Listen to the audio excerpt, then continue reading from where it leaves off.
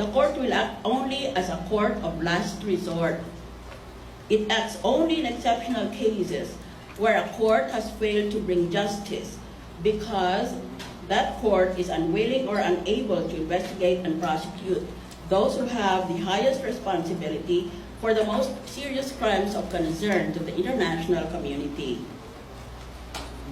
Kaya nakikita mo na dito na kung merong ginawang kasalanan dito sa nakalista na mga jurisdiction ng ICC, ang magbibista niyan ay ang korte doon sa bayan na yon, hindi ang International Criminal Court in The Hague. International Criminal Court, as I said, is a court of last resort. Pag hindi mo mabigyan ng katarungan ang akusado, ayaw mo o kaya hindi mo kaya, ay saka pa lang yan pupunta sa ICC. Kaya maling-mali yung mga pinagtatanong sa akin sa Senado. Kasi hindi sila marunong magbasa.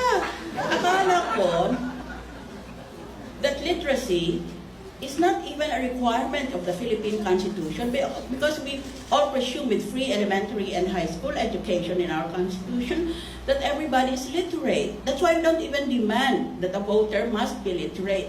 Eh, basahin mo lang, nakalagay naman maliwanag doon nang magbibista ang bansa kung saan nangyari yung mga krimen na sinasabi.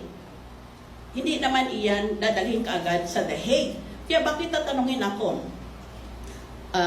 Aren't you concerned that ordinary Filipino soldiers and policemen will be brought to trial in The Hague in the International Criminal Court?